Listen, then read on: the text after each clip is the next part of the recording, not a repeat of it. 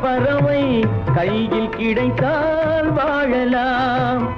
கருத்தில் வளரும் காதல் எண்ணம் கனிந்து வந்தால் வாழலாம். கண்ணியில்